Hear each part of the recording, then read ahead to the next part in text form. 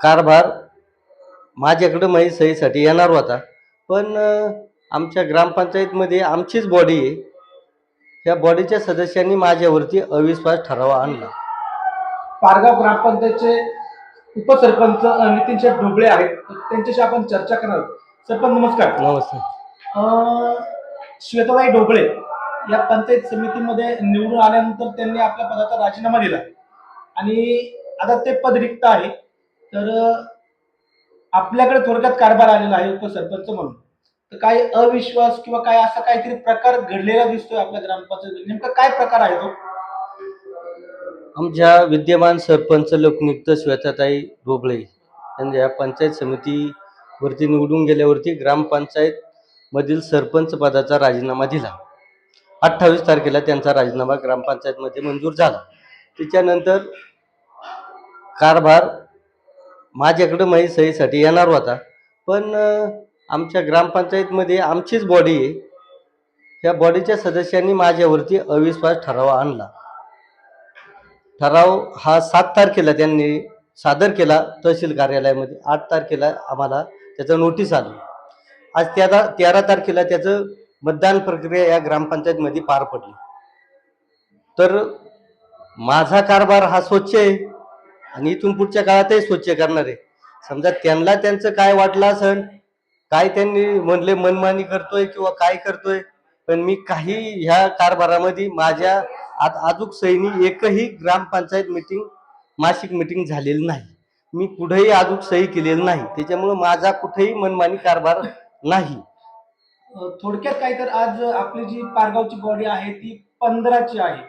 15 सदस्य आहेत. 15 पैकी एक 10 सदस्यांनी आपल्या विरोधात काहीतरी मतदान केलं आणि फक्त 4 ते 5 जणांनी आपल्यावरती विश्वास ठेवला. एवढ्या जणांनी विश्वास दाखवला, कारण काय असं नेमकं? कारण ते आता त्यांनी त्या याच्यातच नोटीस मध्येच दाखवलं होतं का मनमानी कारभाराबद्दल तुमच्या अविश्वास आणतोय. त्यांनी अविश्वासाचा अर्ज तहसील कार्यालयामध्ये केला. तो इथं पारित झाला. आज 13 तारखेला मतदान झालं. पण आमच्या 5 सदस्यांनी माझ्या बाजूने मतदान केल्यामुळं माझा विजय हा आज या ठिकाणी झाला. मी परत ग्रामपंचायत व उपसरपंच म्हणून कार्यरत झालो आणि एक 2.5 वर्षापासून मी या ठिकाणी उपसरपंच आहे आणि आताही पण मी उपसरपंच. इथून पुढच्याही काळात सरपंच पदाचा कारभार माझ्याकडेच आहे.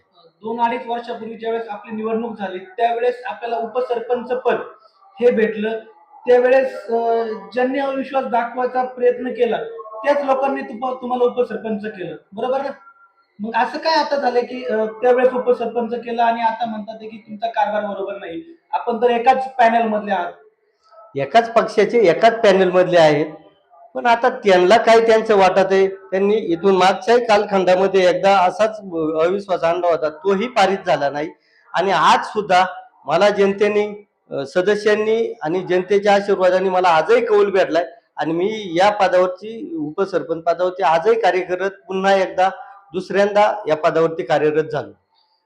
तर आता तुम्ही मला सांगा, पारगाव मध्ये जी काही कामं करायची आहेत किंवा तुम्ही कोणती कोणती अशी कामं करणार आहात? पारगावमध्ये अनेक कामं प्रलंबित आहेत.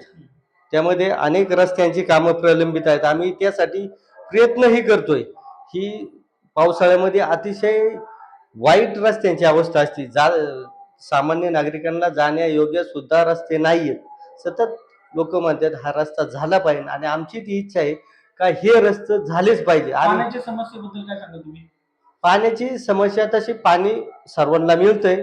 पण आता जलजीवनची ती जी योजना आहे ती सध्या काम बंद झालेलं आहे. केंद्र सरकारचा निधी ठेकेदारांना न मिळाल्यामुळं ती योजना सध्या बंद आहे. पण सध्या पाणी गावाला संपूर्ण मिळतंय. पारगावच्या परिसरात बऱ्यापैकी कचऱ्याची समस्या जाणवते, तर ती आपण कशी दूर करशाल? कचरा तसं सगळं गोळा करण्याचं काम चालू आहे आणि त्याचं विल्हेवाट लावायचं सुद्धा काम चालू आहे. थोडंफार असेल तर त्याचीही कार्यवाही जलद गतीने केली जाईल.